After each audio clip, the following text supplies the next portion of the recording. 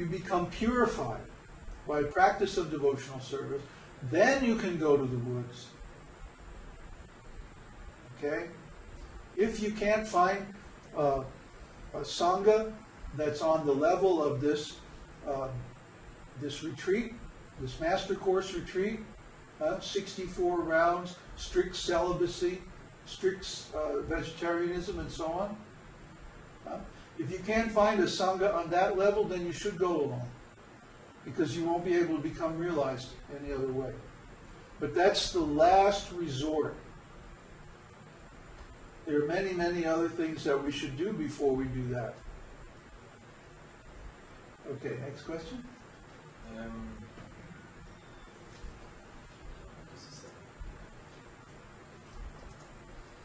Never had a question. Prabhupada often said, chant and be happy. Does that mean chant and you will be happy? Or is it two separate instructions? Chant and be happy. Like, or is it a combination? Like Meher Baba, huh? Don't worry, be happy. That's his whole teaching. Don't worry, be happy. Well, how can we be happy? As long as we have material desires. Huh? As long as we have material desires, then we're going to be in anxiety. Huh? We're going to be torn between anxiety and lamentation. Huh? Because we're in anxiety because we think we might lose what we have. When we're in lamentation because we lost what we had. And we're in desire because we want something we don't have. Huh? All these give us unhappiness. Desire, lamentation, anxiety. So desire is the actual root cause of unhappiness. As long as we desire material things, we're going to be unhappy. So how do we stop desiring material things? Chant. So yeah, we have to chant to be happy. The two things are connected. If we don't chant, how are we going to get rid of material desire?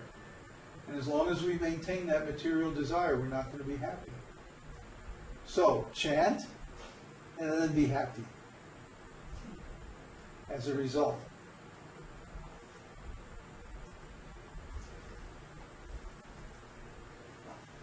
One question? Not yet. Oh, they understand everything. That's great.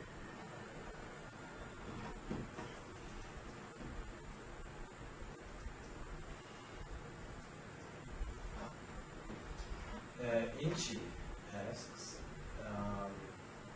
in January 2002, after 6 months solitary meditation retreat, after journey that you started in 1971, did you came face to face with God? Could you tell how he appeared to you, or is it personal information?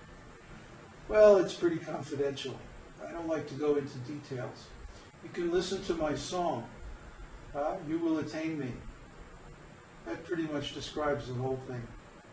I don't want to go into more detail than that. Not publicly, anyway.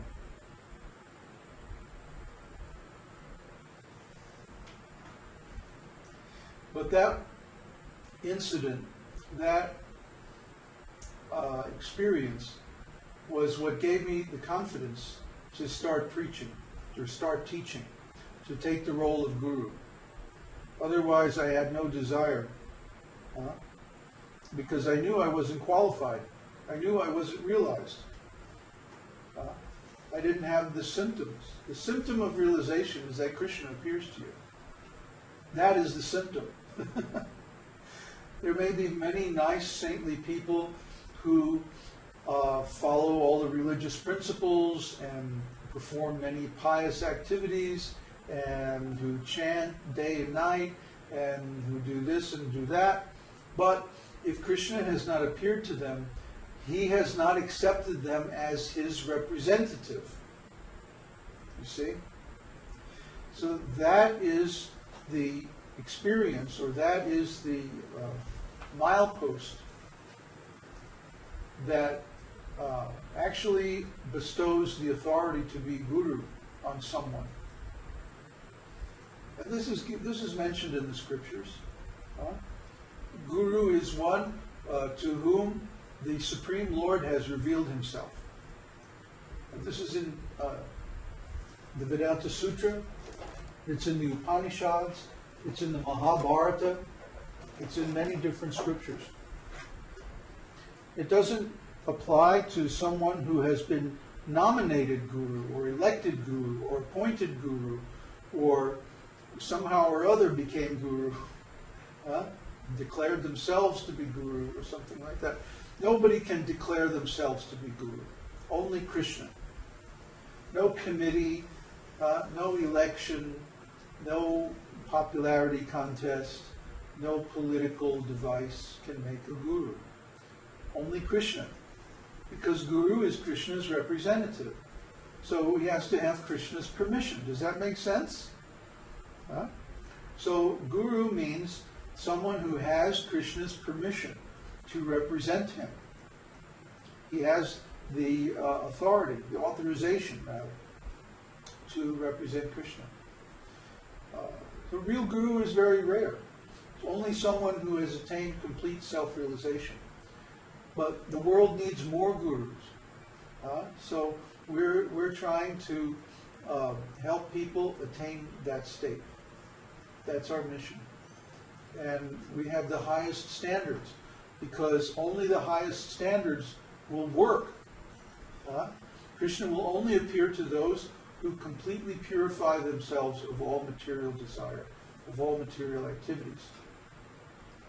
Therefore, our program is stay where you are, perform devotional service according to the rules and regulations, and then when you're ready to make the big push for total enlightenment, then you come to the retreat.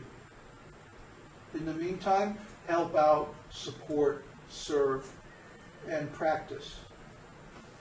That's our program. Okay, I have a last question. About what Krishna told Brahma when he said, after I destroy the material world, only I exist. Is he excluding the jivas from that statement, because don't all jivas exist eternally also? No, he means his internal potency. That the material world is the external potency. It's a transformation of Brahman. It's not the original Brahman. I mean, it is the original Brahman, but it's covered by this material illusion that, oh, here is something that exists without a relationship to Krishna. You see, material objects appear to have independent existence. They apparently exist without any connection to anything. Because we can't see through time.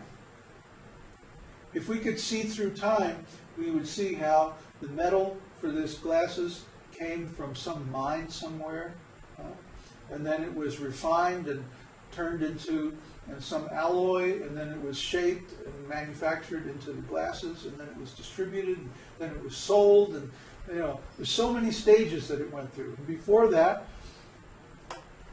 when the earth was created, maybe it was in some molten form, and then before that it was in a gaseous form, and before that, who knows? So this ordinary material object could not exist without all those prior causes in the chain going back to the original creation. Okay? So even though all those prior causes have created this object, still, in one sense, it doesn't exist. Because all this is Brahman. And Brahman is nothing but pure consciousness, light. So, why do we see a pair of glasses here? Why don't we just see light? Because this is covered by Krishna's external potency. And Krishna's external potency is stronger than we are. So even if we know that this is nothing but Brahman, we still perceive it as a separate, independent material object. We can't overcome Krishna's external potency by ourselves. But if we have Krishna's help, we can. The way it works is that Krishna, the only reason we can perceive material objects is because of Krishna's extraordinary potency. He appears as the super soul within our hearts, and he connects us with the material senses so that we can perceive the material world. Otherwise, how are we, a pure spirit soul, going to perceive matter? Huh? Matter is so insubstantial compared to the soul. The soul exists eternally, but matter is just temporary. So what